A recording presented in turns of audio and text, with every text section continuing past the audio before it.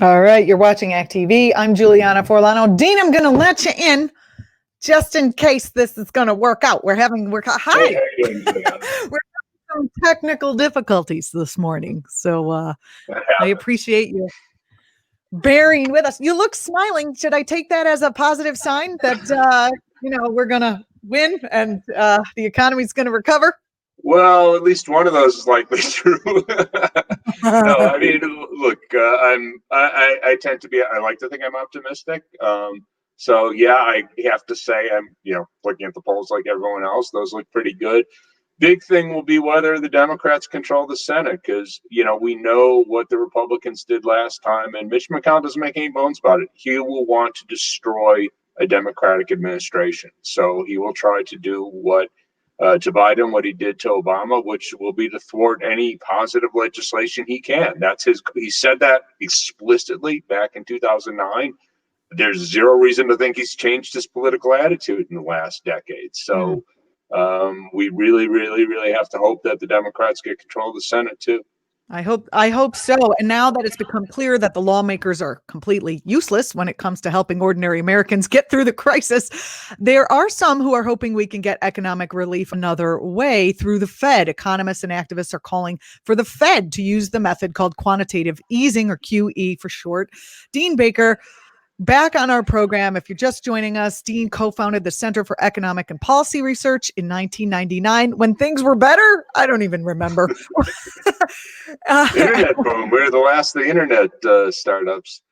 Yeah, right. Well, Dean also writes the blog Beat the Press, where you can go and get his, commentary on economic reporting, and from a progressive standpoint. And he tells it like it is, which is why we like having Dean so much on the program. Thanks for joining us. Thanks a lot for having me on. So talk to the people about what QE is. Just, you don't have to give the whole college lecture, but just what it is so we can all be on the same page here. Well, put it crudely, it's printing money. I mean, it's when the Fed controls the money supply. They most typically buy U.S. government bonds. That puts more money out there. In this downturn, they've also been buying some private debt, which has been extraordinary for them. They had not done that in the past, so that's a move, the new move. They also can buy municipal bonds, debt of state and local governments, and they've done that to some extent. Now, the idea of quantitative easing would be to expand that. And some people, people have different takes on this. So there's all sorts of people running around saying this, that they should buy up debt, large scale of small, medium businesses, and that this would be a way to boost the economy. My view of that is it's not necessarily a bad idea. The problem is this goes way beyond the Fed's traditional authority. So the idea that the Fed could do that, again, who would stop them? Well, my guess is Congress would stop them. Congress sets the rules. And the idea that the Fed could go way beyond the bounds that Congress has put in law, I think that's pretty unlikely. So, in principle, basically, let's put it this way. If Congress wanted a lot more money in people's pockets, it wanted to give everyone another $1,200 or put back the $600 a week supplement, or both, or other things it could do. It could do that. It could vote that tomorrow, and would Trump sign it? Who the hell knows? But in any case, that could go through the normal legislative process. The idea that you could do an end run, have the Fed do an end run, and just say, okay, well, Congress isn't doing that, we're going to do that. I don't find that very plausible. Yeah, maybe they could do that, but I think they'd very quickly be stripped of their powers. So I really would not want to see the Fed do that. It's not like they could do that and Congress wouldn't notice. And it's clear, at least at the moment, there's not a majority in Congress to support that. So I to my mind, it's great for the Fed to try to push here and there and do more things. Particularly, they have I'm forgetting exactly what they call it, but in effect, a lending facility for local governments who are really badly hit with this crisis. And there's been very low take up. So they could try to make those terms more generous. So more cities and counties around the country that are very badly hit can take advantage of very low interest loans from the government. I think that'd be a great thing for the Fed to do. And they could probably get away with doing that, even though it'd probably make a lot of Republicans in Congress unhappy because it's close enough to what they've done in the past. But to wholesale just say, okay, we're going to give everyone $1,200 or whatever, to think they could do that and Congress would not respond, and you'd get Democrats as well as Republicans. We may not like that, Why but that's why the would they reality. why would they not like it? Just tell me more about why they wouldn't like it, because I did some research on the internet, which was a terrible idea, because there are people out there, and I don't know, it's hard to know what's real and what's not, predicting that if the Fed gives everyone money, they'll just drop it into their bank account, and it would create hyperinflation, which would make the money not as useful as it was anyway. Like, what's the outcome if the Fed does do this, and what would be possibly the response of an unhappy Congress? Well, I think it's very unlikely we'd see hyperinflation. What we've actually seen is, to a very large extent, people have saved it. So we're very far from a world where we have to worry about hyperinflation. Doesn't mean we would never, just to be clear. I mean, at some point, yeah. I mean, if the Fed were just to give everyone $20,000, we might have to worry about hyperinflation. But some, things along the lines of what we saw in the first CARES Act. I guess it was actually the second CARES Act, but whatever. If they did something along those lines, we don't have to worry about hyperinflation. It would keep a lot of people whole through this crisis. So that would be a good thing. But what would Congress do? Well, there are two things to the attitude from Congress. One is, a lot of people really would not like that. A lot of members of Congress, I should say, be explicit. We could count on all the Republicans pretty much being unhappy. They still have a majority in the Senate, and probably a lot of Democrats. And, so they actually wouldn't like what was happening. The other part is they would probably resent, they'd probably be angry. I mean, these people might not be the sharpest in the world, but they can recognize this is stepping over their power. So historically, the Congress has power to appropriate funds. In effect, the Fed is taking that power. So, again, they may not be the sharpest people in the world, but they could see that. So some people might even be sympathetic to the Fed's actions, would likely be of the view, okay, that would be a good thing to do, but we should do that, not the Fed. If the Fed starts saber rattling that it's going to do it, do you think that would light a fire under our elected officials? I think would more likely lead many of them to say, how can we rein in the power of the Fed? Oh, I, can we do I mean, nothing to provide Powell the has been stimulus? good. I'm generally not in the habit of praising Fed chairs, but he's been very good in trying to push Congress. He's been very explicit on this, that the economy's slowing. We saw, we're going to get a great GDP number on Thursday, by the way. It's going to be like 30-something%. So everyone's going to go, wow, great growth. That only gets us part of the way, a little more than half the way back to what we lost. So it's very far from it's great growth given where we were, but it's very far from getting us back to where we should be. But we're going to see that, but that's through September. We're in October now, and there's a lot of evidence the economy is slowing again. So the momentum we created from the CARES Act, that's dwindled. So the aid, the PPP program, that's all gone now. The $600 supplements, and then Trump replaced that with $300 after that expired. That's over now. So people are really hurting, and we've gotten data. One of the things I found very striking, the unemployment numbers. We get weekly unemployment claims that came out last week, and it was, I think, 787. I won't swear by that, the last digit, but we had somewhere close to 800,000 new unemployment claims. We've gotten through the backlog. So a lot of people, myself included, we're looking at these and go, well, these look really bad, but we're not sure how many of those are new people saying, oh, I just got laid off last week. Well, we know that now. We're through the backlog. So that's actually a higher number than the very worst number in the Great Recession. So Dean, I heard, what was the number again? Can you repeat it? 787,000. And what's the percentage of workers who are out of work? Well, we're at 10.9, if I remember correctly. That's the unemployment rate. Now Wow. Yeah. That understates it for, I'm sorry, not 10.9, 7.9. That's what 7.9. I think Bill Maher, I was watching Bill Maher. No, I'm sorry. Glad I caught that. No, not a problem. Misinformation. But anyhow, Bill Maher said something about the fact that the real numbers of unemployment are somewhere around our around the same as they were in the Great Depression, 26 point something. I can't be specific about the point part because it's undercounting. People have stopped looking for jobs. People who are only part-time employed when they need to be full-time employed in order to support their families. What do you think about those numbers and the reality of the situation we're in? Well, we have a lot of people who've dropped out of the labor force. I'd have to double check, but that would probably add about 2 percentage points, maybe as much as 3 percentage points to the unemployment rate. The number of people who are working part time with like full time jobs, that's probably around 6 or 7 million. But the point is that's ordinarily around 4.5 million, so we aren't up that much from that. So we're well below. I mean, depression peaks were around 25%. I don't think you could realistically tell a story where we get to 25%. So things are bad. I don't mean to understate that, but they're not. This is not the Great Depression.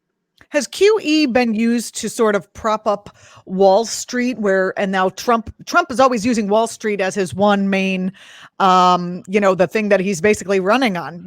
Wall Street is doing fine. Do you think QE has a role in having propped up Trump's talking point? Well, QE put more money into the economy, got interest rates down. It prevented an economic collapse. If you go back to March, that was a time when we saw the markets plummeting. And that was when we saw both the Fed react with QE, and of course we had the CARES Act. We did get money in people's pockets that did bring the unemployment rate down. And remember, the unemployment rate had been as high as 20%. So we did bring it down a lot. So it's not as though that did nothing for ordinary workers. It did a lot. But right now, the stock market's pretty much back to its peak, so that they're doing great. How? But It's so wrong that they're doing great when people are hurting so much.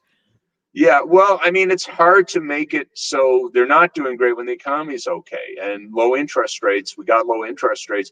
I mean, people have complained. Some of my friends, they go, oh, they propped up Wall Street with low interest rates. I go, would you rather interest rates be higher? A lot of people are refinancing their mortgages. That's, to my view, a great thing. So these aren't rich. I mean, some rich people might do it too, but someone has a $200,000 mortgage on a $300,000 house. Odds are that person isn't rich, and they just refinanced and saved themselves a percentage point on their mortgage interest. That's $2,000 a year in their pocket. To my mind, that's a good thing. I have a hard time saying, no, the Fed should have higher rates so that person will pay more mortgage interest. I really have a hard time understanding that argument. So I think what the Fed did was good. Let me get this clear. If the Fed had a higher rate, wouldn't there be a sort of a more natural, I don't know, a more natural response to the crisis at hand? Well, I'm not sure what natural is, but I mean, let's just say that we did have higher rates, so that the short-term interest rates, instead of being 0, were 1-2%, whatever you like, and the mortgage interest rate, a 30-year mortgage, was, let's say, 4.5, which is low by historical standards, but roughly where we were, 4.2, something like that. Well, people would be paying a lot more in interest, and the economy would be growing more slowly. It'd be more expensive for state and local governments to borrow. More expensive for businesses to borrow. Some of those are big corporations, but some of those are small, mid-sized businesses that are going to the bank to get loans. It's hard for me to see that as a good thing in any way. Back in March, the Squad, Democratic Representatives Rashida Tlaib, Ayanna Pressley, and AOC introduced a bill that would require the Fed to purchase short-term municipal debt as needed to help states and municipalities pull through the crisis. This is right from your article, a much more ambitious mandate than what the Fed gave itself. Talk about what they were looking for and how that would have been helpful. Well, if the Fed had purchased, made a policy of purchasing to a large amount of state and local debt, then state and local governments would be much better able to support their services. And they've been enormously stretched because, on the one hand, they've seen revenue plummet, resulting from obviously the shutdown, and even with the shutdown over, they're still nowhere near the revenue, collecting the revenue that most of our revenue comes from sales tax, income tax, so that's still way down from where it was pre-pandemic. The other side, they've had enormous additional expenses associated with the pandemic. They have to have, first and foremost, provide medical care, but they, particularly since the federal government has punted, they're the ones that are most responsible for trying to allow businesses, schools, other operations to reopen safely.